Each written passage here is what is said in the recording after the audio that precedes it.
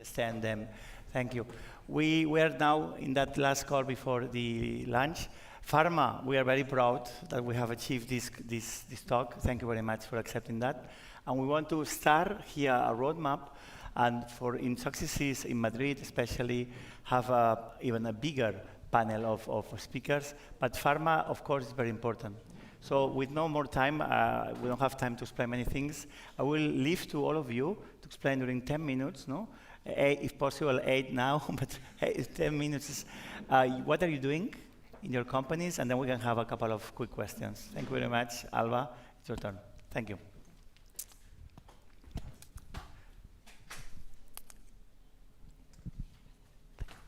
Bueno, buenas tardes a todos y todas. Tengo 3 objetivos para la presentación de hoy. 1, captar vuestra atención, asumiendo que ya debéis estar un poco hipoglucémicos. 2, compartir con vosotros cómo desde GSK aportamos nuestro granito de arena en cuanto a innovación en salud se refiere, innovación para la salud del planeta. Y por último, bueno, pues que... ¿Dónde tengo mi presentación? Ahora están buscando. Espero entonces. Bueno, ahora lo veréis. Y por último, cada vez que cojáis el puente aéreo, pues que reflexionéis sobre algo que ahora os voy a contar más adelante. ¿De acuerdo? A ver, ahora. Bueno, aquí estamos representando GSK, mi compañero Esteban Montero, que está allá al fondo, y yo, Alba Vega. Y como os comentaba, bueno, pues luego más adelante entenderéis el porqué de esta diapositiva, ¿no?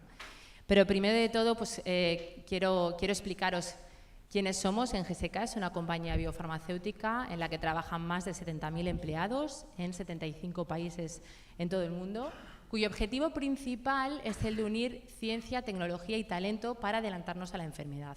Y ahí la innovación es el pilar fundamental, la innovación sobre todo vinculada a nuestro I+D, tanto para la investigación de vacunas como para la investigación de medicamentos especializados. Y estas son sobre todo las 4 áreas terapéuticas en las que nosotros centramos nuestra investigación.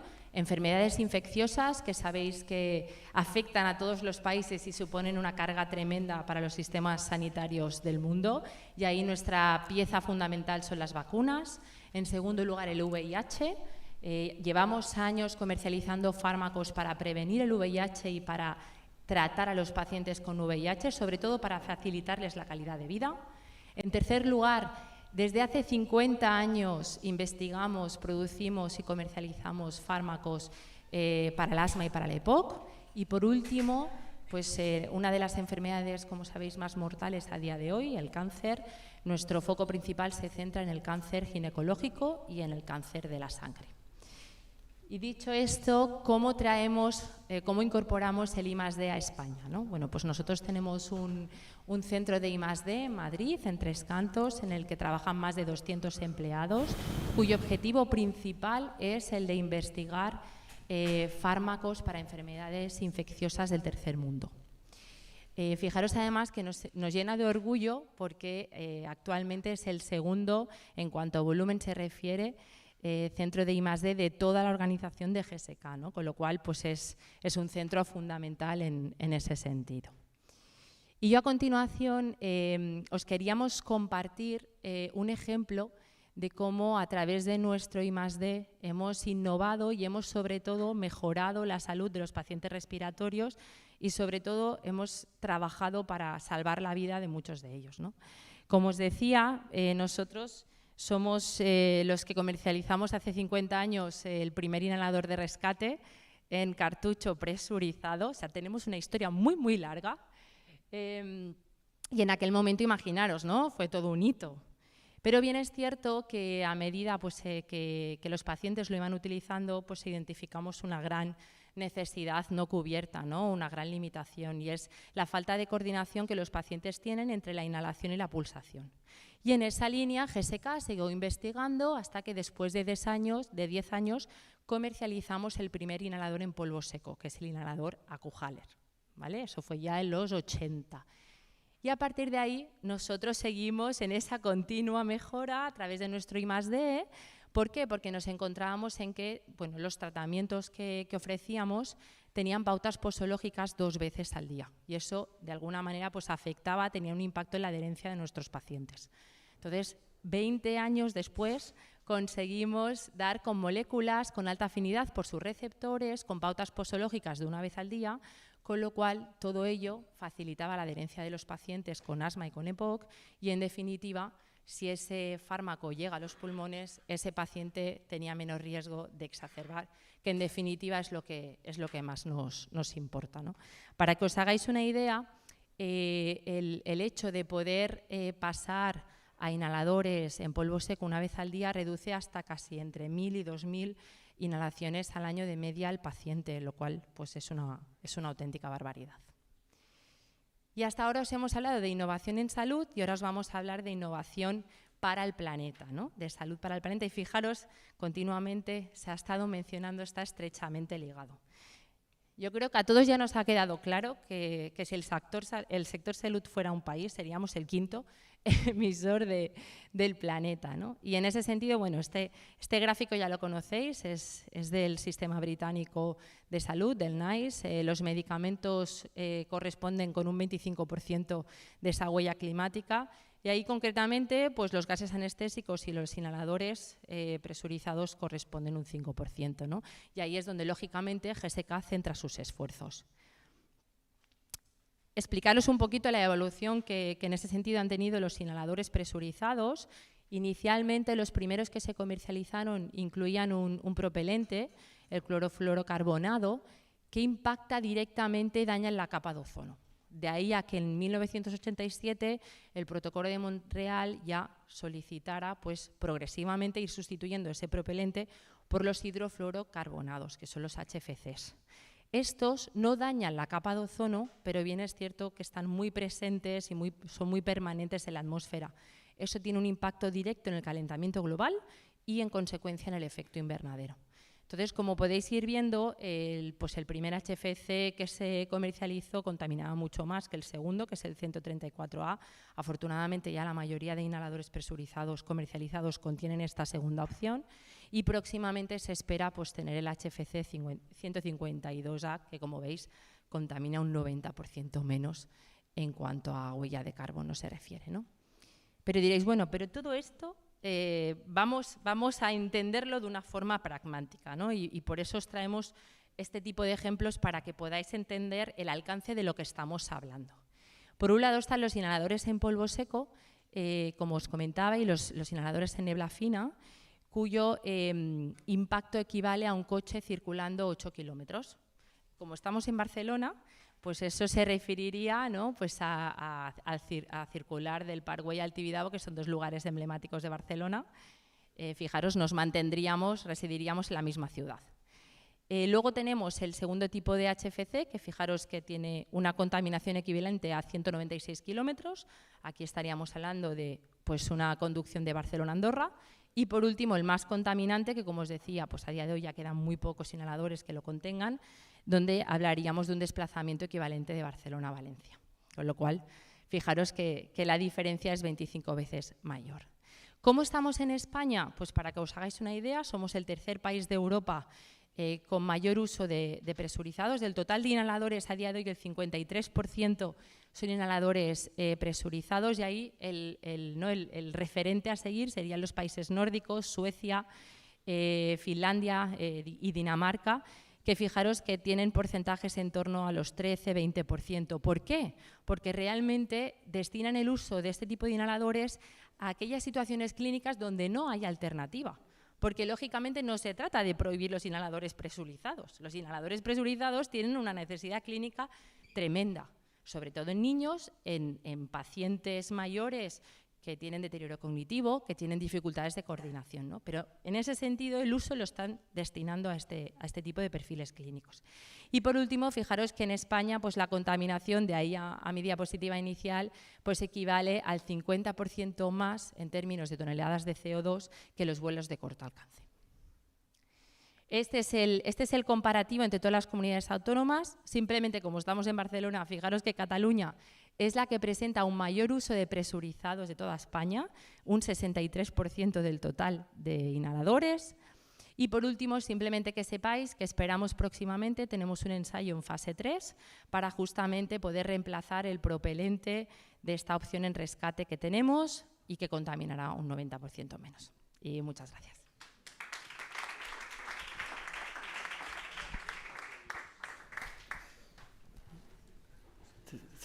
¿Vas a hablar? ¿Sí? ¿Comienzo? Sí, sí, sí. Bueno, pues Adelante. tan pronto estén las diapositivas, pero si no comienzo. Sí. Bueno, AstraZeneca es también una compañía biofarmacéutica de carácter global que aborda tratamientos para pacientes, ¿no?, en las áreas de respiratorio, inmunológico, enfermedad cardiovascular, renal y metabólica, oncología y también vacunas e inmunoterapia. Y concretamente aquí en España estamos presentes tanto la Marketing Company en Madrid como aquí nuestro AstraZeneca Global Hub recientemente inaugurado. Y hoy vamos a hablar específicamente de cómo desarrollamos nuestra estrategia de sostenibilidad. AstraZeneca, pues, al igual que todos los que estamos aquí presentes, tiene un fuerte compromiso con la salud no solo de las personas, sino también del planeta y de la sociedad. Y creo que no hace falta que reitere, ¿no?, en conexión que existe entre el incremento de la prevalencia de todas las enfermedades no transmisibles y enfermedades infecciosas debido al cambio climático, y precisamente por esa es la doble responsabilidad que tenemos desde el sector salud de cuidar la salud de las personas y también de cuidar la salud del planeta. Tanto es así que desde AstraZeneca creemos que cada uno y todos los empleados que formamos parte de la compañía, cada día cuando vamos a trabajar tenemos que ser conscientes de que no solo vamos al puesto de trabajo a cuidar la vida de millones de pacientes, sino también de la del planeta. Y eso tiene que ver muchísimo con el cómo hacemos las cosas, ¿no? No solo el por qué estamos aquí, sino el cómo desarrollamos nuestro trabajo. Por eso para nosotros es clave en la estrategia de sostenibilidad involucrar a todas las unidades terapéuticas y también a cada uno y todos los empleados. Y además también aprovechar la oportunidad que tenemos hoy de colaborar con administraciones públicas, con sociedades científicas, asociaciones de pacientes y profesionales sanitarios también para conseguir juntos, ¿no?, los retos en materia de sostenibilidad. Nuestra estrategia de sostenibilidad, que tiene 3 pilares, ¿no?, muy integrados en lo que es toda la estrategia de los ESG. El primero lo hemos convertido el social en lo que es el acceso a los cuidados de salud. El segundo, toda la protección medioambiental, y el tercero, el de ética y transparencia, que incluye todo lo relevante a inclusión y diversidad, que también es clave, ¿no?, como también se ha hablado a lo largo del día de hoy, para cuidar la salud del planeta y de la sociedad. Voy a mencionar de forma muy ágil cómo incorporamos, ¿no?, el criterio medioambiental y nuestra estrategia de sostenibilidad a lo largo de todo lo que es el Patient Journey, ¿no?, empezando por la parte de prevención y promoción, el diagnóstico precoz y también el acceso a los cuidados de salud. Concretamente, en toda la parte de prevención tenemos que tener en cuenta, tanto desde el punto de vista de la igualdad, ¿no?, cómo afecta el cambio climático a los colectivos más vulnerables, pero también todo lo que podemos trabajar, ¿no?, en materia de salud medioambiental y que está incluido en todas las estrategias de salud pública a nivel estatal y a nivel autonómico. En toda la parte de diagnóstico precoz, y voy rápido porque sé que vamos fuera de tiempo, es también muy clave todo lo que refiere a las estrategias de salud digital e inteligencia artificial y cómo podemos conseguir un diagnóstico precoz que al final es el que va a conseguir el mayor impacto en la reducción de carga, no solo en el Sistema Nacional de Salud, sino también en el medio ambiente, porque si el sector salud es el que genera emisiones, en tanto en cuanto consigamos evitar, ¿no?, el sobreuso del ámbito hospitalario y del ámbito asistencial, pues estaremos también reduciendo todo lo que es el impacto en el medio ambiente. Y para finalizar, y no menos importante, todo lo que refiere, ¿no?, a los cuidados sanitarios y a la estrategia de acceso a los cuidados de salud mediante los fármacos y los nuevos tratamientos innovadores, pero también aquí hay que tener en cuenta el valor de incluir la sostenibilidad desde los propios ensayos clínicos, ¿vale? En el que también desde AstraZeneca estamos trabajando en toda una serie de programas innovadores, concretamente se centra mucho en lo que es nuestra compañía Evinova, ¿no?, y en cómo podemos incluso predecir cuál va a ser el impacto en CO2 de la implementación de los ensayos clínicos cuando se va a llevar a cada uno de los territorios. Cuando nos centramos en lo que es la parte de protección medioambiental, todas las compañías y, bueno, concretamente, pues tanto los compañeros que hoy comparten mesa conmigo están trabajando, ¿no?, en este mismo reto de comenzar por nuestra propia descarbonización, todo lo que se refiere a nuestras flotas, a nuestros edificios, todas nuestras políticas de viajes, como comentabas, ¿no?, todo lo que supone pensarse 2 veces cuál es el medio de transporte que eliges para desarrollar una acción, todo lo que es esta parte, ¿no?, de nuestros propios objetivos en cuanto a la descarbonización y que desarrollamos además mediante los que se llaman los Science-Based Target, que sean siempre datos objetivables y además transparentes y que se puedan compartir de forma nítida, clara y comparable.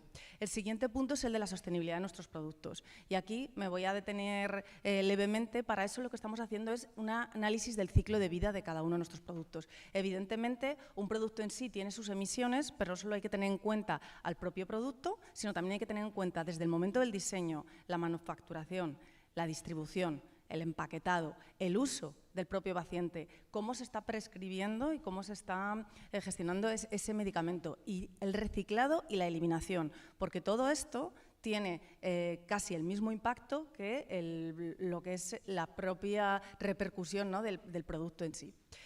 Y en este sentido también nosotros estamos desarrollando unos nuevos inhaladores, ¿no?, en casi de cero impacto a nivel medioambiental, pero también estamos implementando otras iniciativas, como por ejemplo nuestro piloto de prospecto electrónico. Recientemente, en uno de nuestros productos de oncología a nivel hospitalario, se implementaba aquí en España un piloto de prospecto electrónico para evitar, pues, todo lo que supone, ¿no?, el uso de papel y todos los químicos vinculados a la gestión de los prospectos.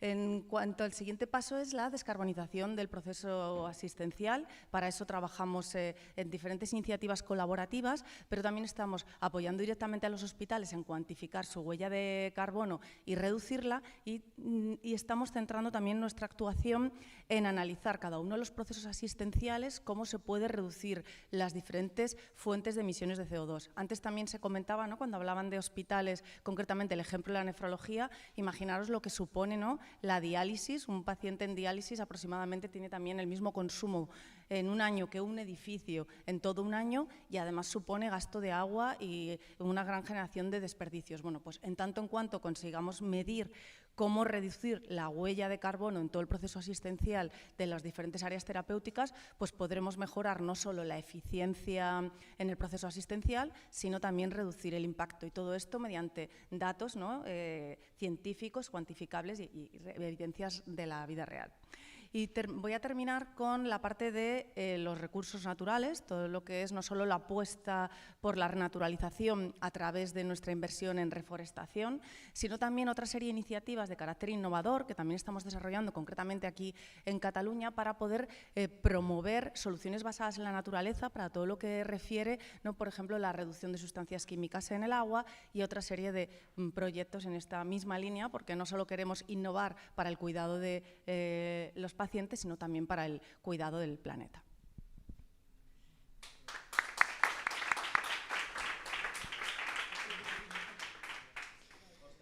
Perfecto, gracias. No sé si se me escucha, yo me escucho 2 veces. Bueno, mientras se carga la presentación, y no me vuelvo loco con el micrófono, tenía una anécdota, vaya por delante, que no es muy ecológica, pero me acabo de tomar un caramelo Halls americano y no sé si alguno de la sala sabe que trae mensajes motivacionales. Y uno de ellos, que pone aquí, que he tenido que leer con las gafas, es en concreto una frase que dice: inspira envidia. Y he pensado, fantástico para hoy, porque no sé si la intención es inspiraros envidia, pero cualquier cosa que inspire y que consiga más activismo en torno a lo que estamos hablando, pues bienvenido sea, y esta es la intención de la presentación. Yo soy Óscar Pérez, el Chief Scientific and Business Development Officer de Ferrer. Somos una compañía basada en Barcelona, compañía multinacional. Estamos en más de 100 países hasta de pronunciación compleja, pero porque pensamos que donde hay una necesidad hay que estar y tratando de hacerlo lo mejor posible. Hoy os explicaré en concreto, ¿qué tipo de compañía somos? Es solo una pequeña degustación. Podría contaros muchos ejemplos. He seleccionado 2 o 3 que nos parecen importantes. Para un tipo de compañía, como veis aquí, que es una compañía de negocio farmacéutico, donde en nuestro ADN y propiciado e impulsado por nuestro único propietario, nuestro presidente, lo que le damos menos importancia, a pesar de la magnitud del mismo, es al negocio en sí, porque para nosotros es un medio para conseguir algo mayor, que es tener un impacto social, ¿no? Y esto no es algo que digo yo, sino es algo que nos reconoce B Corp, siendo creo que la segunda farmacéutica certificada a través de la certificación B Corp, que lo que asegura es que cumplimos unos altos estándares, no solo en impacto medioambiental, sino también en impacto social. Versus a esto, yo os contaré estos pequeños ejemplos, ¿no? Vaya por delante que somos compañía purposeful, no purpose driven. En otro momento hablaremos de la diferencia, que no es menor. Y como os decía, nuestro negocio farmacéutico es un medio, pero a pesar de ser un medio, como coloquialmente comentamos a veces dentro de Ferrer, podría estar dando esta misma charla si nos dedicásemos a vender tornillos y después, como veréis, destinásemos el 50% de nuestros beneficios a tener un impacto social. Pero además hemos querido abrazar la complejidad y centrarnos y empezar a transformar la compañía y construir nuestro pipeline en torno a enfermedades raras, muy frecuentemente desatendidas, que tienen poca prevalencia y por lo tanto implican mucho riesgo en el desarrollo y una potencial oportunidad no siempre atractiva para el resto del sector. Esto es una decisión voluntaria, pero hemos querido que nuestro negocio como medio además tenga esta connotación de tratar de empujar aquello no tan sencillo y no tan evidente. Bien, esta es una pregunta que siempre resuena a pesar de la hoja de ruta que tenemos y hoja de ruta que revisitamos. Y es si es posible, y además porque muchas veces nos lo preguntan directamente, ¿es posible construir un negocio y hacerlo de una manera sostenible, es decir, de una manera que tenga un impacto social? No preguntaré aquí porque entiendo que los que estáis aquí la respuesta sería sí, si no me he equivocado de foro, pero un poco voy a tratar de dar respuesta a esto. Bien, nuestra visión empieza muy conceptualmente con este iceberg, donde podría haber puesto muchas dimensiones. He puesto aquellas que me parecían más interesantes para hoy, ¿no? Pero lo importante, en algo que todos entendemos y usamos en muchos contextos, es que hay una parte muy visible y hay una parte que no es tan visible o no tan evidente. Entonces, podríamos estar todos de acuerdo y haciendo autocrítica nosotros, el sector farmacéutico, los primeros, pues estamos en una época, ¿no? En un momento de la humanidad donde pues, gozamos de mayor esperanza de vida, donde la población crece, donde la población cada vez está más sana y, si no me permitís el coloquialismo, más fácilmente reparable que en otras épocas y, por lo tanto, estamos en este progreso, ¿no? Con muchos matices a nivel de salud. Y obviamente esto va vinculado con el hecho de que ha habido mucho avance en conocimiento de las patologías, en mecanismos, apoyados por tecnología y por lo tanto es esta dualidad de cada vez estamos más sanos, vivimos más, porque tenemos este apoyo a la hora de externamente cuidar nuestra salud, pero nos sumergimos en la parte del iceberg y esto no es gratis. Y no es gratis porque lo primero que vemos a mano izquierda, y lo han comentado muchos compañeros, como cualquier otro tipo de actividad industrial, fabricar medicamentos genera huella, genera un impacto medioambiental. Y este no es un tema menor y creo Nerea ya ha comentado la comparativa que siempre asusta de que contaminamos más en promedio que el sector de la automoción, lo cual invita a ciertas reflexiones. Después hay aspectos importantes que también se han comentado aquí. Las conexiones que no se pueden obviar. Todos estamos hablando de salud planetaria, pero también estamos hablando de salud y bienestar, estamos hablando también, o deberíamos estar hablando, de equidad, y no solo equidad en el acceso a terapias o en el acceso a salud, sino equidad social, ¿no? Si no tenemos acceso a educación, si no tenemos acceso a un salario digno, todo esto, más que evidente, que impacta en salud. Y después un aspecto muy importante que a nosotros nos apasiona bastante: innovamos, aportamos tecnología, abordamos patologías que hasta cierto momento no tenían cura o no tenían alternativa, pero también, como resultado, generamos más demanda de recursos sanitarios, más demanda asistencial, generamos más complejidad. Mucha de la innovación son fármacos de compleja administración, que lejos de tener pacientes ambulatorios implica mucho consumo de recursos, mucha hospitalización, y por lo tanto es algo que a nosotros nos gusta tener en mente. Entonces, dicho esto, os comento algunos ejemplos. La primera diapositiva, para alguien que viene de Ferrer obligada, es invitaros a que hagáis un poco de búsqueda en Internet y echéis un vistazo a nuestra memoria de sostenibilidad. En aproximadamente 15 días colgamos la del 2023, siempre tenemos que ir a año cerrado, y veréis muchos datos y muchos datos que creo que os sorprenderán. Yo aquí me gustaría centrarme en uno de nuestros 3 pilares. Nosotros hablamos de Great People referido a nuestra gente. Esto es fruto de un debate interno.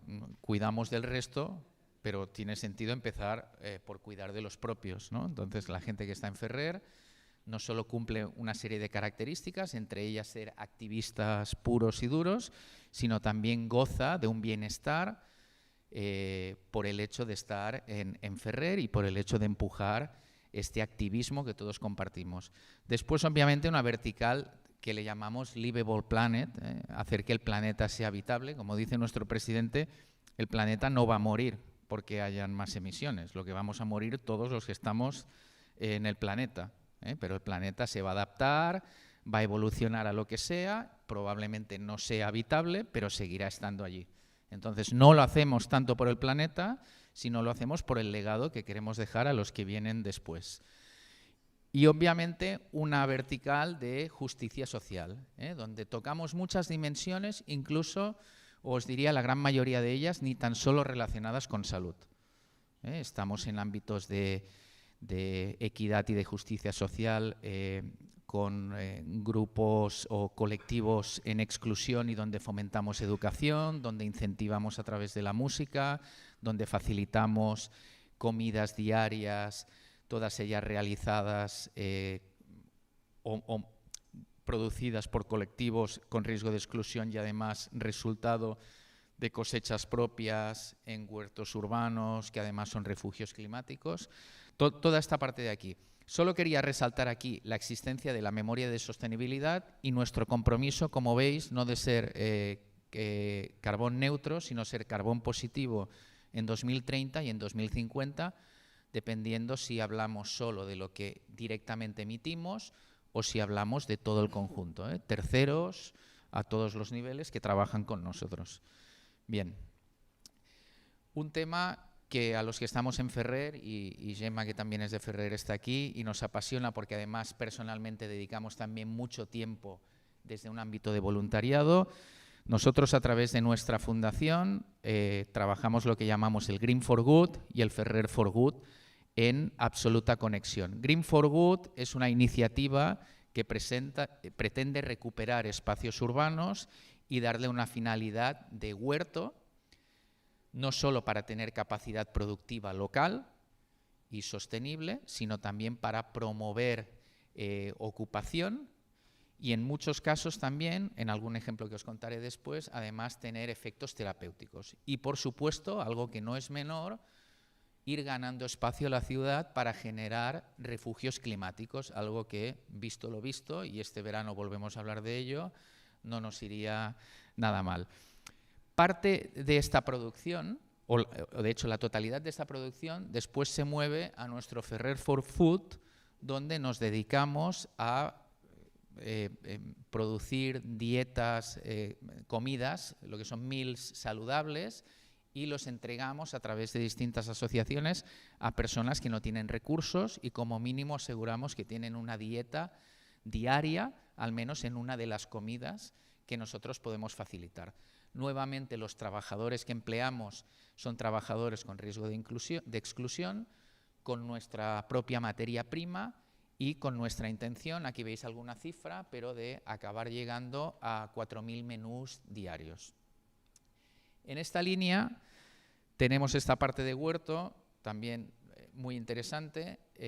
Esto está por debajo de la avenida de Bonanova, lo podéis visitar, está abierto al público. Este es el Jardín Fénix y este es un proyecto respaldado por la Fundación donde realizamos terapia ocupacional con drogodependientes, creamos un refugio climático y además, vinculado con lo anterior, producimos y entregamos toda la producción a un supermercado que está en el Prat de Llobregat, donde personas que no tienen recursos, por el hecho de estar adscritas a este supermercado, de manera gratuita realizan su compra y se pueden abastecer de productos básicos y necesarios para su dieta.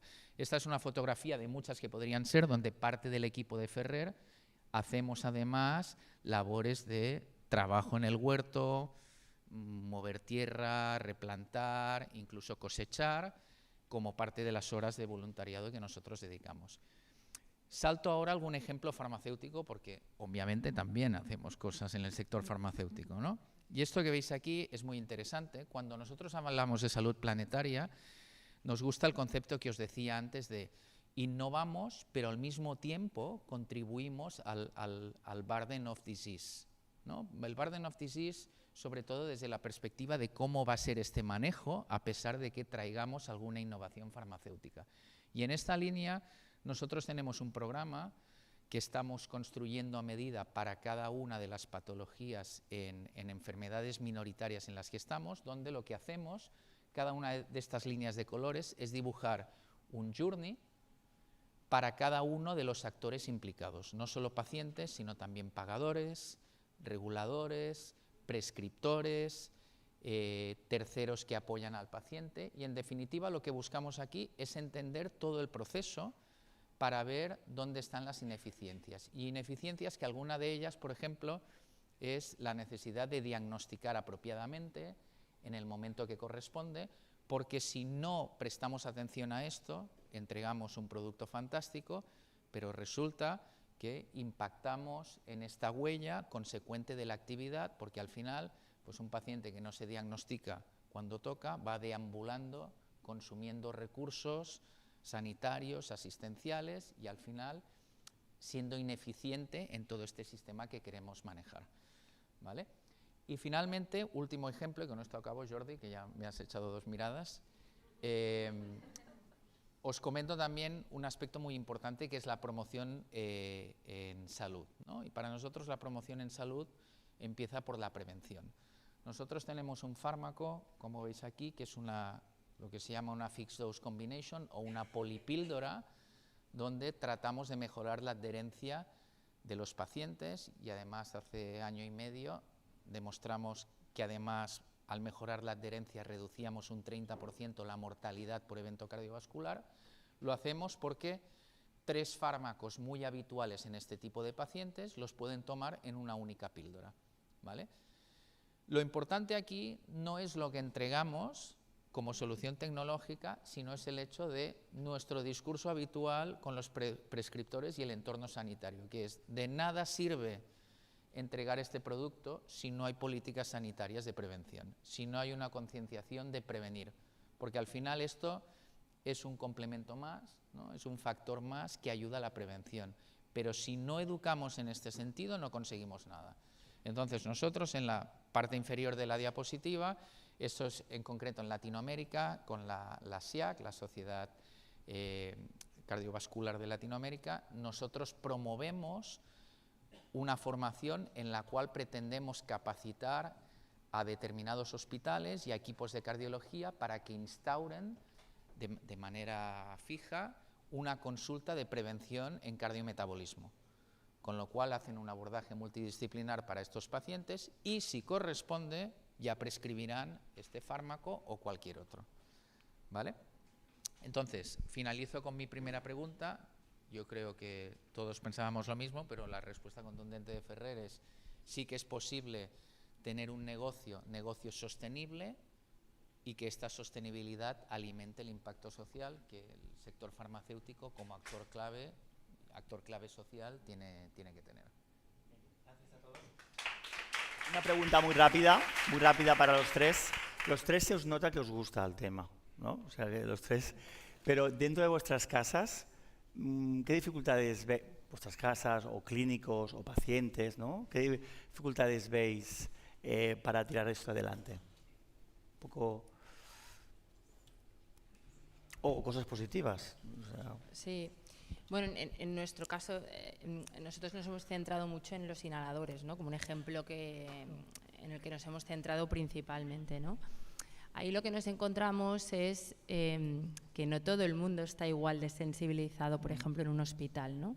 Entonces te encuentras hospitales, como comentaban antes, ¿no? Donde la gobernanza está clarísima y eso cae, ¿no? Es unilateral para todos los colaboradores que están trabajando en ese centro sanitario y, por tanto, entienden la importancia, ¿no? De poder incorporar, por ejemplo, inhaladores en polvo seco. Y pues existen, ¿no? Otras áreas o, ¿no? otros compañeros clínicos donde esa sensibilización no es tan clara, ¿no? Yo creo que en ese sentido aún nos queda mucho camino por recorrer, ¿no? Y ojalá pues al final todos estemos en el mismo punto. Gracias, Alba. Tú vienes del tercer sector también, ¿no? Y estás muy involucrada, ¿no? ¿Cómo lo bebes esto? Bueno, yo creo que en primer lugar lo que necesitamos es que no se entiendan los datos de manera disgregada y atomizada, sino que se haga un abordaje integral, y para eso es imprescindible una colaboración entre todos los sectores, desde el ámbito, como hablaban en la sesión anterior, ¿no? El ámbito público, privado, tercer sector, sociedades científicas, asociaciones de pacientes, y comprender el proceso asistencial en su globalidad. Hay que entender pues, que el criterio clínico en el sector salud impera, porque evidentemente el propósito del sector salud es el de mejorar la calidad de vida del paciente, y luego hay que tener en cuenta, bueno, también desde una perspectiva innovadora, cómo se pueden ir integrando el resto de elementos para garantizar que, teniendo la mejor asistencia, además se consigue el menor impacto medioambiental y el menor impacto social. Entonces yo creo que ahí está el reto, ¿no? Que muchas veces entendemos en cajones aislados la infraestructura hospitalaria, entendemos lo que es la calidad de vida del paciente o lo que puede ser también el propio criterio clínico, cuando todo esto tiene que tener un abordaje conjunto para conseguir soluciones verdaderamente eficientes y, por supuesto, de la mano de las nuevas tecnologías, que son las que nos van a traer respuestas definitivas. Yes. Óscar, rápido, Óscar. Venga, muy rápido. Bueno, nosotros somos activistas y esto quiere decir que hablamos de nuestro libro en todos sitios, nos quieran escuchar o no. Claro. Y esto quiere decir, habitualmente en nuestros centros recibimos visitas de médicos, recibimos visitas de reguladores, de terceros. En mi actividad en desarrollo de negocio, cuando estoy principalmente en Estados Unidos, bueno, tengo un debate que no es fácil, porque exigimos, si no estás realizando lo mismo que nosotros, al menos tener predisposición para, cuando alguien empieza a colaborar con nosotros, tratar de aproximarse en su cuidado y atención al medio ambiente y aspectos sociales. Y tampoco olvidamos a nuestros familiares y conocidos, y hacemos actividades conjuntas donde también los exponemos a la realidad que vivimos y a la que queremos impulsar. Pero al final es un tema de predicar, aunque a veces parece que, o podamos tener la sensación que predicamos en el desierto, pero al final alguien nos escucha, aunque sea desde lejos. Gracias a los tres, la verdad es que es un placer. Gracias por apoyar Planet Health. GSK, Astra, Tres Cantos, todo lo que vais a hacer en Barcelona, minoritarias, ¿no? Ferrer, lo que acabas de explicar. Muchísimas gracias. También hay en la sala Merck y Boehringer, o sea, están aquí también apoyando, o sea, muchas gracias. Y creo que entre todos pues podemos seguir avanzando. Gracias por todo.